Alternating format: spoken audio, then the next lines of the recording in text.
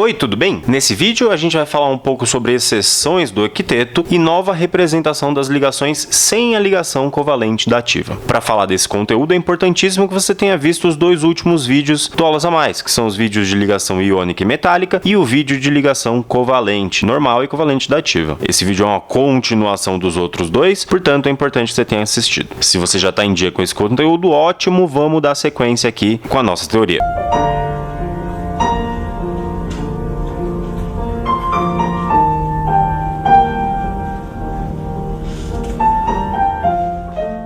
E nós vamos dividir as exceções do octeto em dois grandes grupos. Um primeiro grupo que eu, Taif, vou chamar de retração do octeto e um segundo grupo de elementos que faz o que a gente chama de expansão do octeto. Os elementos que fazem retração do octeto eu vou falar que são elementos que ficam estáveis com menos do que 8 elétrons na camada de valência. E é isso que você precisa guardar, que ele pode ficar estável com menos de 8 elétrons. Ah, Taif, por que acontece? Não precisa se preocupar nesse momento do porquê que acontece isso. Tem a ver com a hibridação dos orbitais, que é um conceito que normalmente não é cobrado nos vestibulares. Só vai ser cobrado o tipo de hibridação, mas não as justificativas do porquê que acontece a hibridação ou a hibridização dos orbitais. Então você só precisa saber que ele fica estável com menos de 8 elétrons na camada de valência até aqui. Enquanto átomos que expandem o octeto podem se estabilizar ou são estáveis com mais de 8 elétrons na camada de valência. Alguns deles conseguem ter mais de 8 elétrons na camada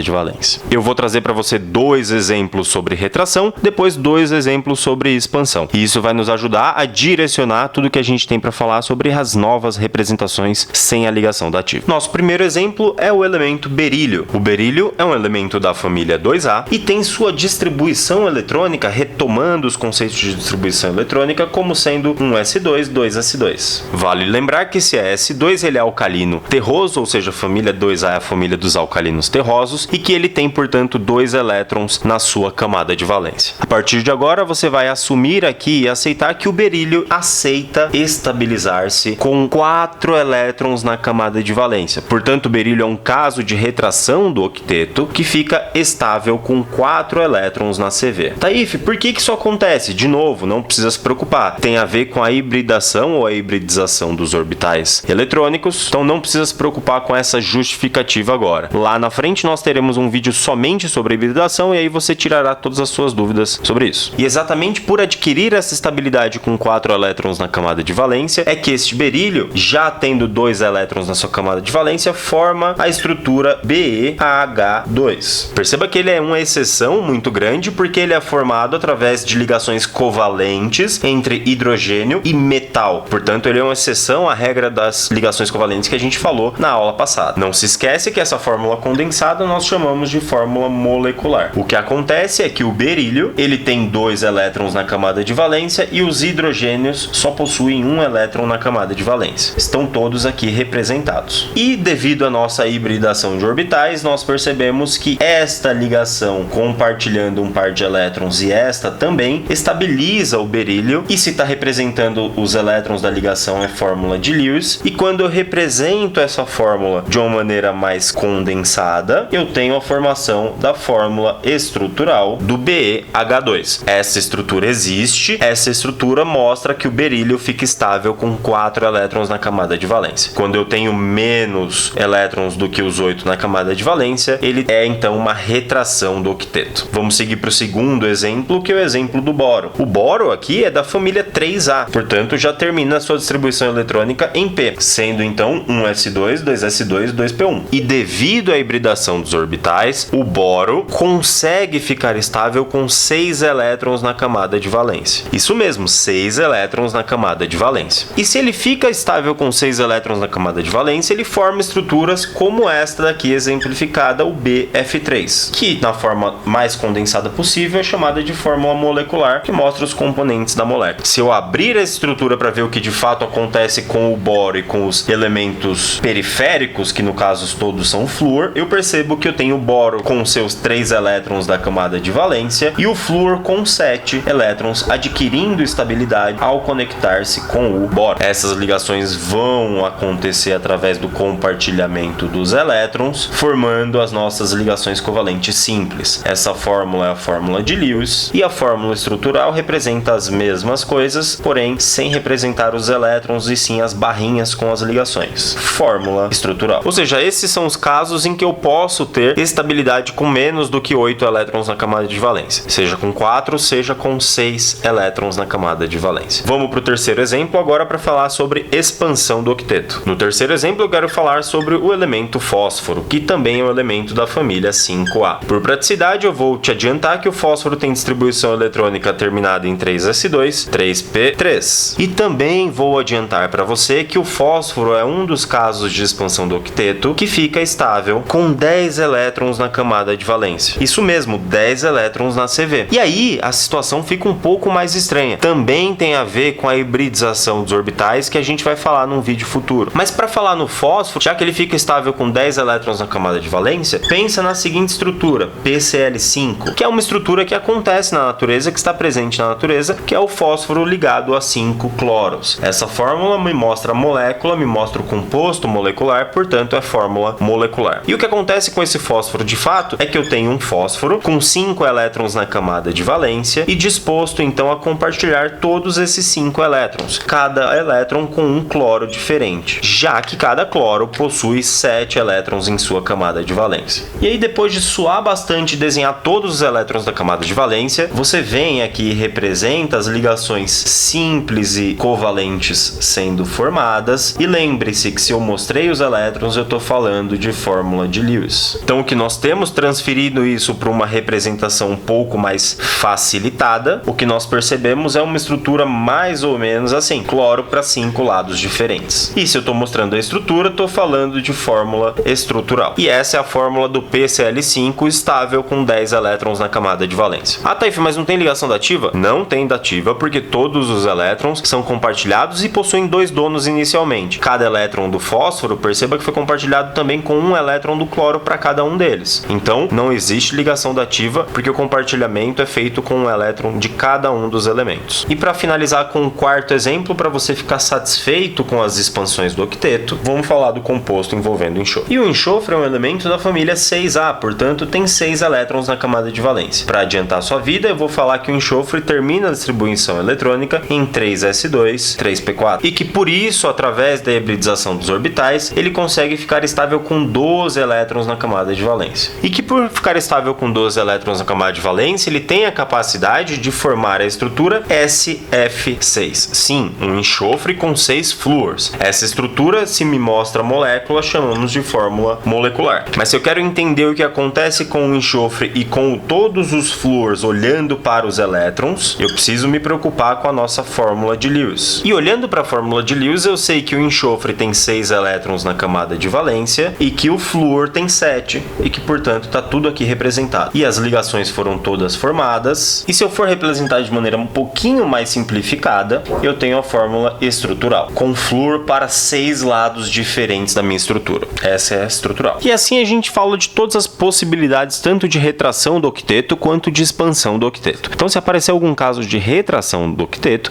será muito provavelmente um caso do berílio ou do boro. Então, não precisa se preocupar com nenhuma outra exceção em termos de retração. Se eu estiver falando de expansão do octeto, aí a gente tem várias possibilidades de quem pode expandir o octeto. Eu vou te adiantar aqui agora que você tem que olhar para elementos que são do terceiro período em diante. Elementos que estão do terceiro período em diante conseguem expandir o octeto porque conseguem fazer o que a gente chama de hibridização do orbital. Então, para fechar esse conceito de octeto e de ligações covalentes e covalentes dativas, vamos falar sobre a nova representação dessas ligações. Eu quero que você perceba aqui que a formulação da teoria da ligação covalente dativa, ela é antiga, ou seja, ela é anterior a essa nova representação que eu estou falando. A ligação covalente dativa serviu muito bem para representar boa parte das estruturas no momento tecnológico em que foi produzida. Ou seja, era uma teoria muito atual naquela época, mas que hoje, depois do avanço tecnológico, a gente percebeu que algumas coisas já não acontecem exatamente como a ligação covalente dativa representa e que por isso é necessário uma nova representação das ligações. Para falar dessa nova representação das ligações, ligações, vamos agora fazer uma lousa bonitinha só para isso. E aí, para te falar agora sobre essa nova representação sem a ligação dativa, eu preciso te explicar um pouco do porquê que ela existe.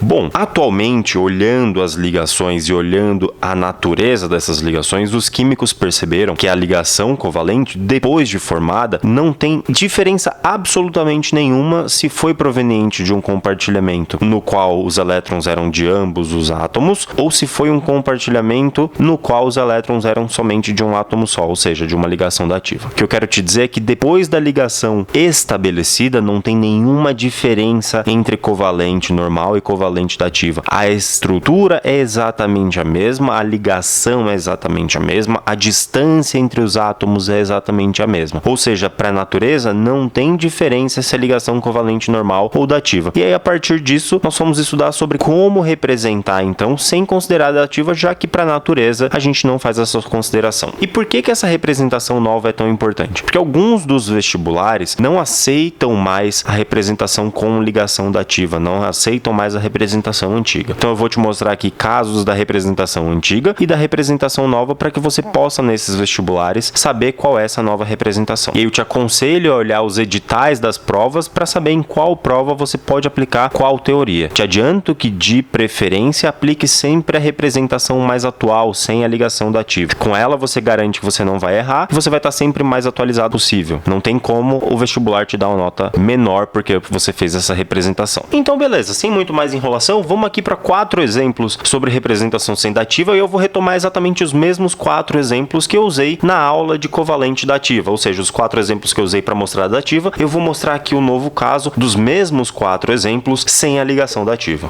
Vamos lá, o primeiro caso que eu tinha usado lá no outro vídeo era o caso do monóxido de carbono. O monóxido de carbono tinha uma representação C-tripla-O, sendo que dessa tripla, uma delas era compartilhada nesse sentido. Essa representação é o que eu vou chamar de representação antiga, que é a representação que considera a ligação dativa. Na nova representação, a gente tem uma mudança de conceito e uma mudança de representação que nos fala, olha, se para a natureza não faz nenhuma diferença se a ligação é covalente normal ou covalente dativa, nós sempre vamos representar como ligação covalente normal. Ou seja, a partir dessa nova representação, não existe mais a flechinha e todas as vezes a flechinha vai ser substituída por ligações covalentes normais, seja uma ligação simples ou dupla, que a gente vai conversar daqui a pouco. Então, essa nova representação é uma representação sem a ligação covalente dativa. E o que mudou? Considero que essa ligação é simplesmente uma ligação covalente normal, já que para a natureza também não faz nenhuma diferença. Nosso segundo exemplo, um exemplo mais elaborado, que foi usado lá na outra aula, que também é o ácido fosfórico. Na outra aula, a gente viu que a estrutura do ácido fosfórico tem uma dativa com oxigênio do lado de cá e 3 ligações com oxigênio, cada um ligado com hidrogênios. A parte da direita não muda, mas a parte da esquerda vai ter uma mudança na nova representação. A nova representação, após estudos, percebeu que, na verdade, o oxigênio, quando liga com fósforo, ele não faz uma ligação dativa do compartilhamento dos elétrons do fósforo, mas sim uma ligação dupla entre o par de elétrons do oxigênio que estava disponível aqui e o par de elétrons do fósforo que estava disponível aqui também, sendo que do lado direito nada mudou. Ou seja, perceba que eu tenho 2 diferentes padrões aqui. No primeiro padrão, eu tenho uma ligação dativa sendo substituída por uma ligação simples, já que para a natureza não faz nenhuma diferença. Aqui, no caso da dupla, é um pouco diferente, eu tenho a dativa sendo substituída por uma ligação dupla, mas porque aqui a gente percebeu que a natureza se comporta um pouco diferente do que era previsto pela ligação dativa. E eu quero te dar mais 2 exemplos para você consolidar essa ideia na sua cabeça, os mesmos 2 que eu usei lá na outra aula, ácido sulfúrico aqui agora, que tinha uma estrutura com 2 dativas e 2 hidrogênios ionizáveis, e que na nova representação continua com a mesma representação de hidrogênios ionizáveis, porém tem uma mudança muito substancial do lado esquerdo da nossa estrutura. Perceba que de novo eu tive a troca da ligação dativa por uma ligação dupla, ou seja, um segundo padrão se formando. De novo, porque a gente percebeu que a representação é mais parecida com isso atualmente do que com isso. O último exemplo, HClO4. No HClO4, a gente tem o Cl simples O simples H e 3 dativas, com 3 oxigênios. Na representação mais atual, o que a gente percebe é que a natureza se comporta um pouco diferente, com o lado direito ainda igual para manter o hidrogênio ionizável, mas com o lado esquerdo com uma diferença gigantesca numa formação de ligações duplas. De novo, a ligação dativa foi substituída por ligações duplas. E eu quero que você perceba o seguinte padrão. padrão. E eu vou escrever esse padrão aqui para você. Padrão é o seguinte, olha só, quando o elemento que está fazendo a ligação dativa for um elemento de segundo período, por exemplo, o oxigênio é da família 6A, mas ele está no segundo período da tabela periódica. Todas as vezes que eu tiver no segundo período, elementos do segundo período, como eu já tinha te falado, não expandem o octeto. E devido a essa falta de capacidade de expandir o octeto, é que esses elementos do segundo período substituirão a dativa por uma ligação simples. De modo que eu posso dizer que a dativa vira simples. Como é que é, Taif? O que você falou? Elementos do segundo período não expandem o octeto, portanto, mesmo fazendo dativa, na nova representação eu troco a dativa por uma ligação simples. Por que ligação simples? Porque não expande o octeto. Oxigênio é do segundo período, não expande o octeto. Porém, quando a gente olha para todos os outros exemplos, que eu tenho fósforo, eu tenho enxofre, eu tenho cloro, eles são elementos do terceiro período. E eu tô te falando que terceiro período ou mais